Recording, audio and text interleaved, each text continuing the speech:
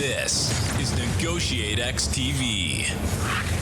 Hello and welcome to the NEGOTIATEx podcast. I am your co-founder, Nolan Martin, and with me is co-host, co-founder, Aram Donigian. Aram, how are you doing today, sir? Well, Nolan, I've got two complaints. One, I'm a little wet and cold because of the snow, and that leads me to my second complaint, which is, so much negotiation is about decision making. I think you may be the better negotiator because you made a better decision, and after getting out of the military, you went south, I went north, and this wet white stuff is proven problematic. You don't have any of this down in Florida, do you? I don't. Nope. Tampa is a brisk 55 degrees today, so that's nice.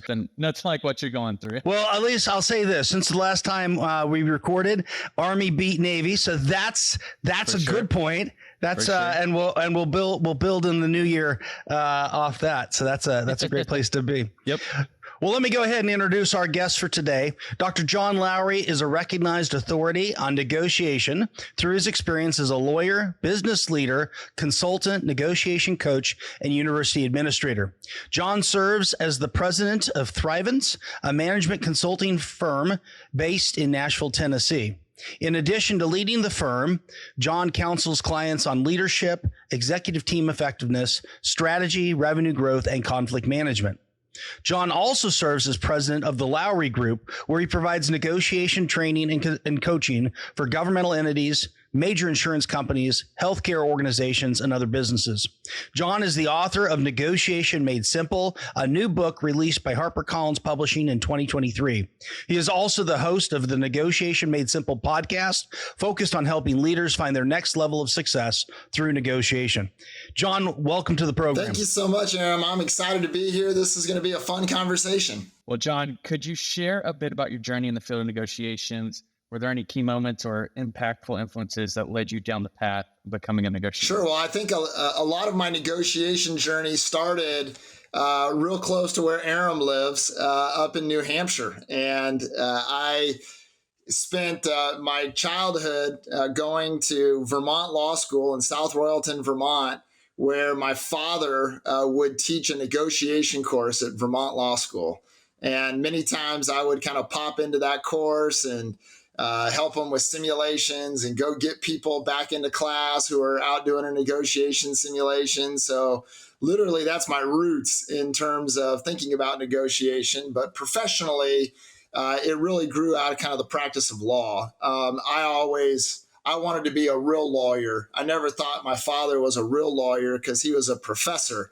And I was like, you don't go in the court, you just teach it. So I'd always give him a hard time. So I wanted to be a real lawyer, and I had that opportunity to be a real lawyer, and that was great fun, but then realized that really where it gets done is through the negotiation process, and began to see that. And after a number of years of practicing law, ultimately left to go help people think through this process that I believe is the process that's used to really get things done. Well, I love the credit that you give to your father in your book. We're going to talk about your book in a moment. I teach, as I was sharing, I teach negotiation as well. And I've thought about bringing my kids to class, one, to learn, and it's neat to hear the influence and impact that had on you. And then two, certainly nice to have an extra set of hands to go collect people up after when they're supposed to be returning. Everybody drags their feet when they're supposed to return from a negotiation. It doesn't matter how much time you give them. That's right. And it's always like, all right, guys, it's time to come back. And then everyone's like, all right, we're going to go take a little break and then we'll be in there. And you're like, no, you were supposed to have done that already. Like, let's go. Well, John, I'd love to dive into your book a little bit, Negotiation Made Simple. As you were sharing with us before we started the recording, this was an easy process. You just whipped this book right out, right? This wasn't a long process at all. I just sat down and it was like 2 hours later, I had it all done. And the editor was like, oh yeah, we're good. We don't need to do anything on it. But no, it really wasn't that journey. It was a long journey, but it was a journey that I tell people, I say, I think the lesson of writing the book may be more important than any lesson in the book. And so I'll tell that story real quick. But yeah, I was teaching a negotiation course about 2015, 2016, somewhere. And there was a gentleman in the course by the name of Don Miller, who's become a great friend. And Don does a lot of work in the marketing space and helping small businesses and entrepreneurs. And Don took this course and he came up afterwards and he was like, this content is amazing. He's like, you really need to write a book.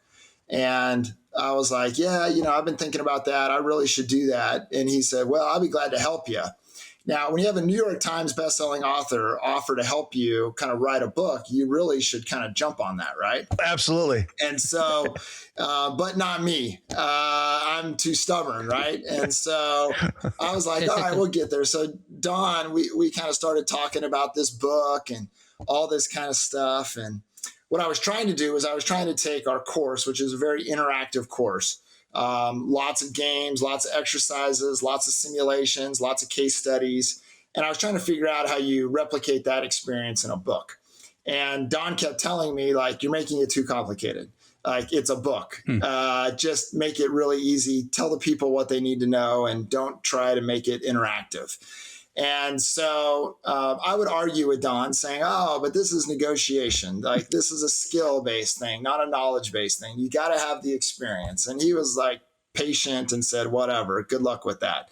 And so I was making it way, way too complicated. And finally, it was a conversation with the publisher once we got there, who was like, how far are you from finishing the book? And I started explaining all these things I'm trying to do. And they're like, look, someone's going to listen to this book as they're running on a treadmill or read this book as they're sitting in an airplane seat. Like, they don't have time to go to websites and play games and do all this kind of stuff. Like, it's not going to work. And so they're like, you just need to just write the book. And so I went through this process, and it was actually a guy named Barry O'Reilly that kind of helped me see the process I went through, to where I actually had to unlearn how to teach negotiation and relearn how to teach it in the context of a book. And that actually became a really, really good lesson. And I think it's a great lesson for negotiators. There are so many dynamics in negotiation to where our intuition, we've built up intuition, but it doesn't serve us well in this process. And so many times we have to unlearn some things, start with the blank slate, and then relearn. And it's in that process that we can actually become better and we can improve. And so that whole journey was, I think, a powerful lesson. And I love sharing that story because I think there's some lessons in there that are actually very valuable for negotiators, in addition to some of the strategies and the skills that are offered in the book. Yeah, one thing that strikes me with what you just said is the thought that as our modality of communication changes, so from one of teaching and training and maybe in a room with people to one of writing a book that somebody's going to listen to or read or something, as modality changes, there are some things that have to change, even though the principles that we're going to get to that you illustrate in the book most likely remain the same. There has to be some flexibility around the modality. Yeah, you're absolutely right. And, for me, that was about a 5-year journey in terms of getting there. And then once I got there, then it was really easy to where I was like, all right, let's start with a blank slate. I got an hour and a half of someone's time. What do I need to tell them about negotiation to make it as simple as a process as possible for anyone to manage? And that became the book. And once I got there, the book flowed pretty quickly. Well, I love the stories that you share throughout the book. There's nice examples. The very first introduction struck me because I grew up in farm country out in Eastern Oregon. And the introduction is the story of a farmer and a traveling carpenter. And I was wondering if you might, just as a hook to, pull our listeners in, share that story. And how does it tie to someone becoming a more successful negotiator? That's a powerful story I heard in church one day. And I thought that story always stuck with me. It was a long time ago where I heard that story. I couldn't even find like the actual origins of the story. Like, there's too many versions of it out there. So I don't know who to credit with the actual like original version of this story. But it's simply a story of two farmers that live next to each other. And they lived next to each other for years. Their wives have passed on. And they get into a dispute over a stray calf. And one farmer thinks it's his and the other farmer thinks it's his. And like so many things in life, something as silly as one little stray calf can become an issue, and it can escalate into becoming something to where now they don't have that friendship, they don't have that relationship.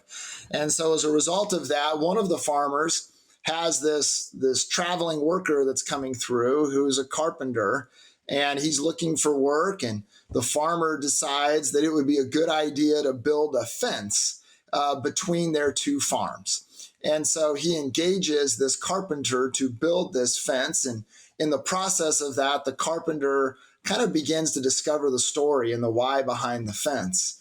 And the carpenter, being someone that is perhaps kind of bold in this moment, but someone who values things that are perhaps deeper than just the fence that divides the property, the carpenter decides to actually build a bridge over the creek that divides these two farms, as opposed to building the fence. And so you can imagine the farmer that hired him to build a fence, at the end of the day, comes down into that area of the property, and he doesn't see his fence. He sees this bridge.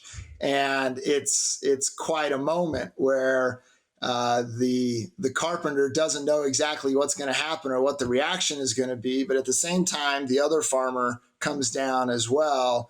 And this is the moment where the other farmer sees that farmer as taking this act of reconciliation and responds favorably to it. And as a result, those farmers cross that bridge and rekindle their friendship, and there's reconciliation and relationship moving forward. And so I tell people at the beginning of the book, there are moments as a negotiator where you have to be like that carpenter. And the purpose of bringing people together, that's where negotiation is at its finest in terms of a process that adds value to the world, whether that be in business or anywhere else. And then, the idea of being bold enough to take the process in a different direction, that's something that negotiators have to do as well. Yeah, I love the story itself. I used to fix fence for my dad as a kid growing up. I'm not sure I was ever as good as with the carpenter in terms of kind of perspective and understanding. I just went out and fixed the fence. But I love that as a setup for what we need to be striving towards as negotiators and just as people, living in society and community with one another. Yeah, it's a great story. John, that was a really powerful story. Really appreciate you sharing that one. You also discuss the 5 things that great negotiators know. Could you outline the 5 key things that, according to you, make a great negotiator? And can we briefly talk about each of them? Yeah, absolutely. So as we think about the things that make someone a great negotiator, what I tried to do here was just distill it down to 5 things, to where if you're going to remember just 5 things out of this book, what are those 5 things that I want you to remember that I think will make a difference? And the first thing is to recognize that great negotiators know how to manage themselves. And so one of the things that, as I kind of looked at all the negotiation literature out there, there's a lot out there in terms of how do you manage tactics, and how do you manage the other side, and how do you manage the process. And all of those are really good things. They're important parts of this. But my argument is the number one thing you have to know how to manage really, really well to be a great negotiator is you have to know how to manage yourself. And I see this a lot, to where, when you start to get, and we'll get into this, but when you start to understand how people make decisions, when you start to understand how people choose to behave, a lot of that has to do with what's going on inside. There's fears, anxieties, egos, goals, values. Those kinds of things are driving people, even in the most business-oriented context or the most legal-oriented context, where that's seemingly irrelevant. The reality is that negotiation is always between people. And so you can't remove the human element from it. And so even if those people are representing corporations or multinational companies or the government or whoever, it's still people putting deals together with other people. And so as a result of that, one of the things that I really encourage people to do is to embrace the human element of negotiation, and to think about the fact that what's going on inside of us impacts us as a negotiator. And so we've got to know how to deal with the fear that comes with, oh my goodness, like, how are they going to react to this offer? We've got to deal with, what are we going to do if this deal starts going down a direction to where we may not look good at the end of it? And how is that going to impact us? And what I think is that a lot of the mistakes that get made in this process is because people just don't know how to manage themselves very well. The second thing is you got to know when to compete and to cooperate. And so in negotiation, move by move, this strategy may have to change depending upon how the negotiation is going.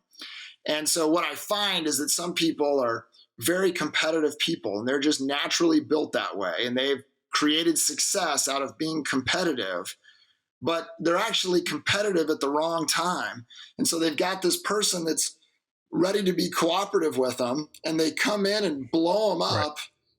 Right. And as a result, now they have a competitive person. And you're like, what are you doing? You had someone that was ready to work with you, but you don't know anything different.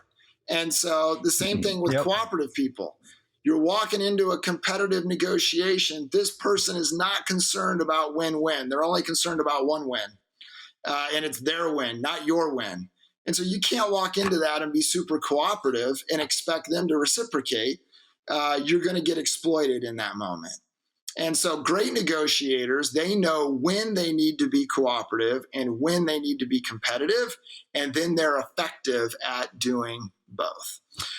Third thing is, and this is again something that's a little bit counterintuitive, but the most important move in this whole process is actually the first move. Because of the signals that are sent with it, because of the anchor that gets laid, because of the influence that happens in that first move, the expectations that are set. And so often I see people go in with a let's see what happens approach. Or they go in and we're going to start here and just go from there. And that isn't the most strategic way to approach and launch a negotiation. And so great negotiators know that that first move is the most important move. Then the fourth thing is really the idea that great negotiators, they know how to solve problems, but they know how to solve problems using empathy and creativity. And hopefully we'll get an opportunity to talk more about empathy, because I think that is something that this book introduces that's kind of new to the field, if you will, is thinking about empathy in the context of negotiation. Negotiation has touched on it in terms of what empathy is all about. That's not new to negotiation, but this idea of empathy that is kind of popular right now, I think there is an application of it to negotiation to where people can actually become more powerful negotiators by learning how to become more empathetic. And there's actually some research that backs this up. And so really the second half of the book is based a lot on empathy, and there's even a chapter on it. And then the last thing is that, great negotiators understand how to satisfy everyone. And that's really important because so many negotiators, they're out for themselves. And what great negotiators know is that the more you satisfy the other side, then the better position you put them in to satisfy you with what you're looking for. And so having that understanding in terms of saying, this game is about trying to figure out how to satisfy everyone, not just satisfy me or my company or my goals or my pricing or whatever. Once you get there, now you're at a place to where you can get some really good stuff done. So those are the 5 simple things. And if you take nothing out of this podcast or the book or whatever, those 5 things can make a difference in your negotiation success. That's a great setup. And in your book, you define negotiation as a strategic communication process to make a deal or solve a problem. Furthermore, you go on to state that we negotiate every day. And there's this danger that exists when we don't see ourselves as negotiators. And I'm wondering if this kind of ties to your first point around managing ourselves. I wonder if you could expand on that thinking. Why why may it lead to catastrophe when we don't embrace our roles as professional negotiators? Yeah, so it's really interesting. When I do keynote speeches or when I do training, what I'll often do is I will give people this working definition that I have for negotiation, and I'll just ask them the question. I'll say, all right, think back to last week. I want you to reflect on every email, every phone call, every meeting, every Zoom call. Think about all the time you spent in your professional role. I said, how much of that time was spent engaged in this strategic communication process to get a deal or to solve a problem? And people will shout out, 80%, 90%, 75%. It's almost always above 50% in terms of the numbers that they share. And managers, there's some research that says that number is usually around 75%-ish or so for managers.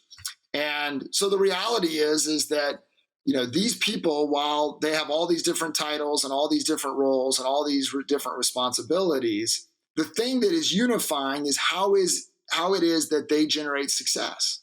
And the way that they generate success is to effectively manage this strategic communication process to get deals and solve problems.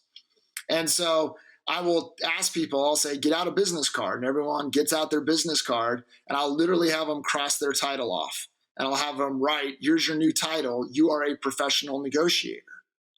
And by re-identifying them as professional negotiators, my hope is that they will understand that much of what they do is a negotiation.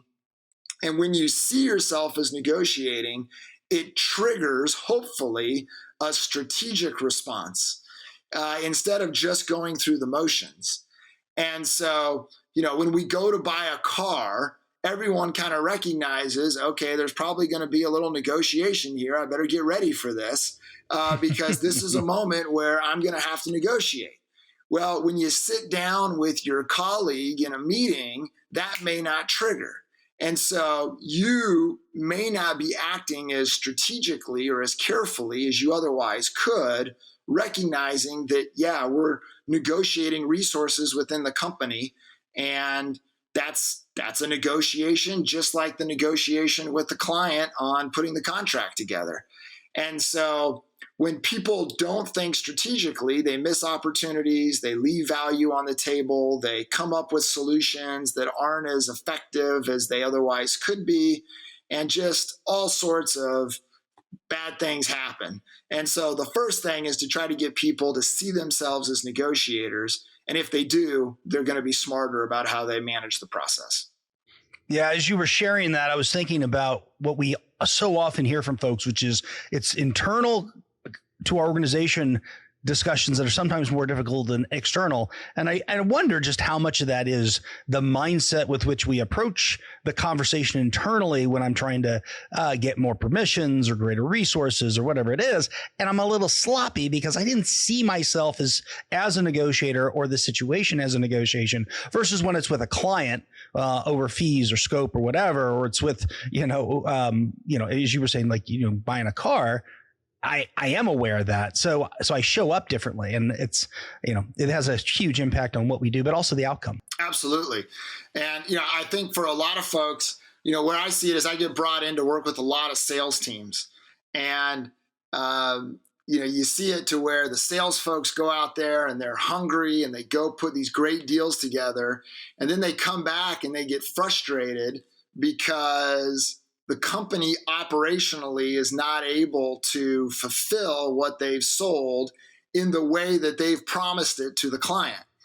And so what they run into is they manage the negotiation with the client or the customer really, really well, but the negotiation back home at the ranch in terms of the people that need to fulfill it, that didn't get as much attention. And so as a result of that, you have a challenge because the salespeople promise something. Now they've run into resistance from the folks that are expected to deliver that. And it just shows there was a moment where a lot of attention was paid to one negotiation, not much attention to the other. And now as a result of that, you've got success, but you've also got a challenge. As you discuss the need to manage yourself in a negotiation, you highlight some of the differences between introverts and extroverts that show up in research. Could you discuss both the challenges and skills introverts and extroverts bring to the negotiation table, and why challenging assumptions might be critical to both personality types? Yeah, so it's really interesting. The way that I kind of start this conversation is to say, look, there's no like ideal personality for a negotiator. You can be a really effective negotiator regardless of what your kind of natural personality is. And so, extroverts, they tend to really communicate in a more comfortable way. And that can be a process that is used quite effectively in the negotiation process because they're so comfortable communicating, and they're quick on their feet. They're energized by the opportunity to communicate. Usually, they tend to be pretty creative and pretty quick socially in terms of kind of recognizing some of those cues. And as a result of that, they can use that to put really, really good deals together and to connect with people in that way. What's interesting is that introverts are equally as effective. It's just a totally different path. And so the thing about introverts that's so powerful about introverts is that they listen really, really well.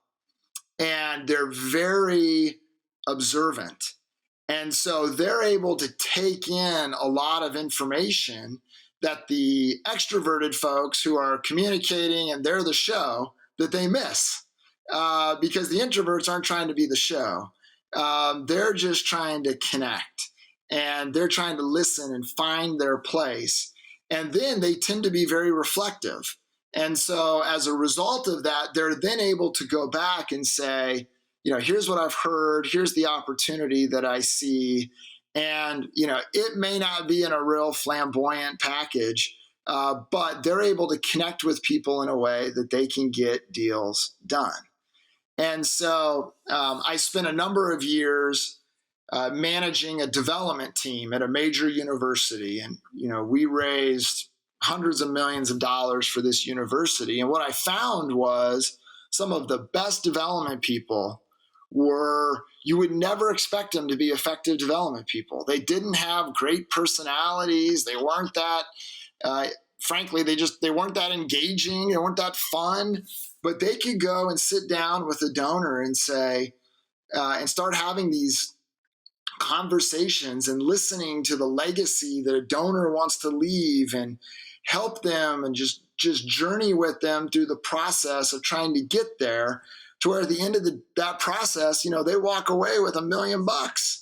And so I think whether you're an introvert or an extrovert, you have a great future in terms of thinking about how to leverage those skills, whichever comes natural to you, into becoming a very sophisticated and effective negotiator. Yeah, in your book, there's this quote you had, which was, negotiation requires you to make decisions in the face of great uncertainty. And as you're talking about kind of the strengths that both introverts and extroverts bring to the table, it seems that both can offer some things with dealing with uncertainty in its various forms.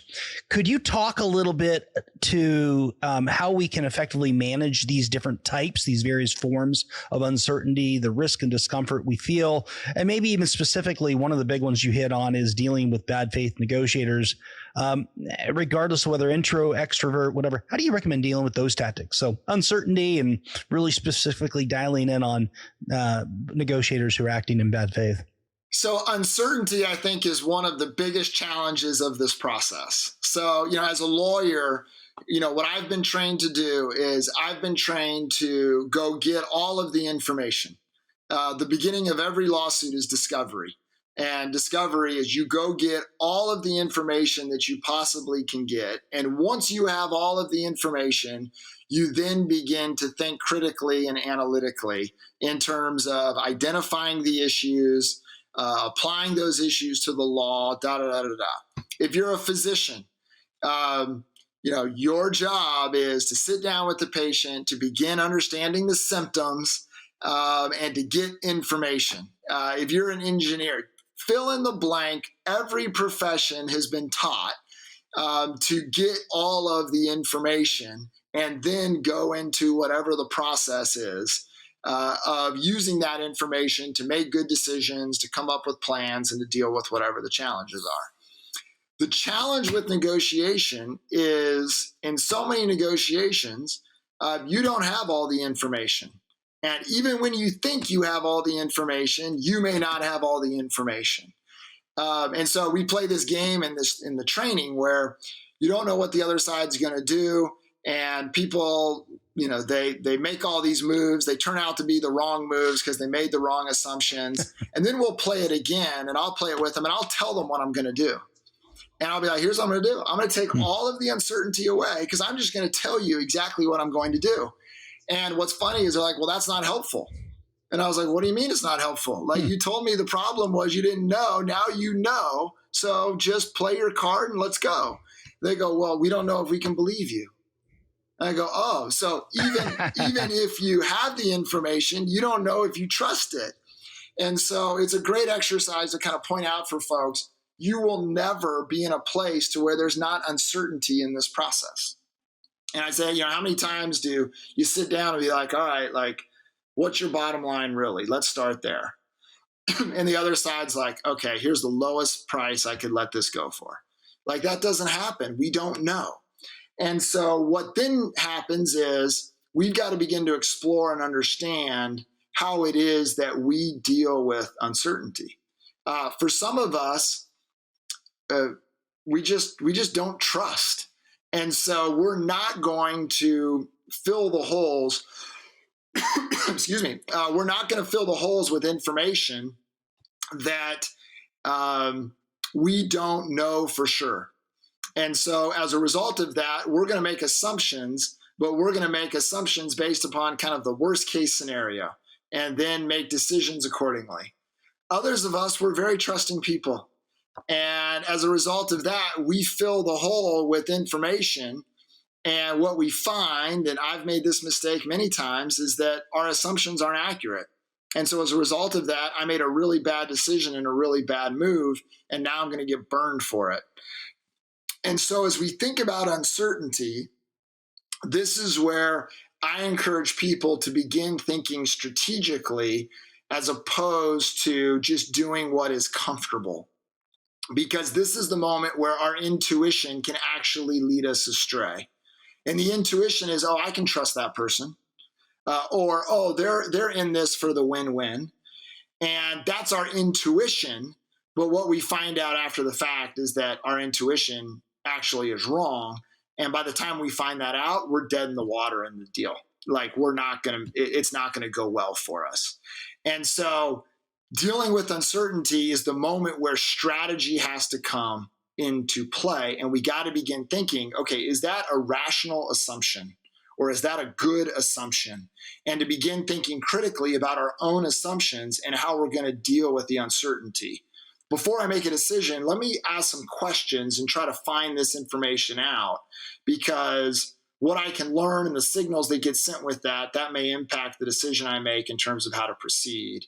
And sometimes you don't have the opportunity to do that, and you got to develop a strategy to be able to proceed in the face of the uncertainty. Now, to get to the back part of your question, Aram, related to dealing with people in bad faith, I think the thing that, or people that are negotiating in bad faith, I think the thing that you've got to do in that situation is it's a lot like dealing with tactics, to where one of the important things is just, frankly, to identify it for the other side and say, listen, I feel like, I'm here trying to get this done.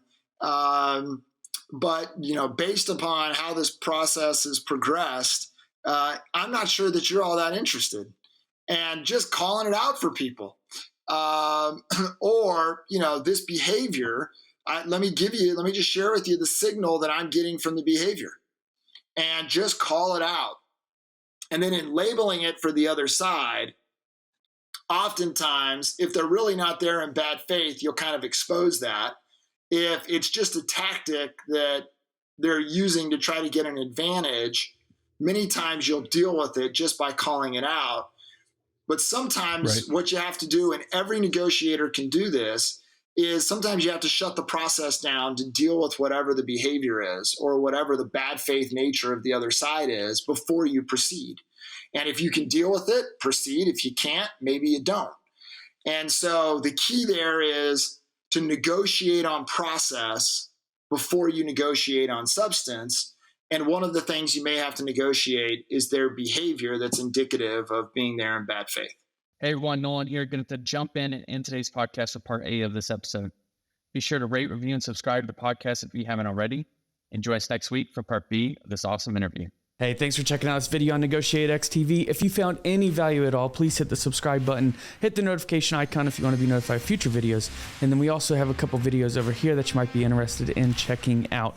If you and your small business, your team are looking to get negotiations or leadership training, then you can head over to NEGOTIATEx.com and learn more about the coaching services we offer.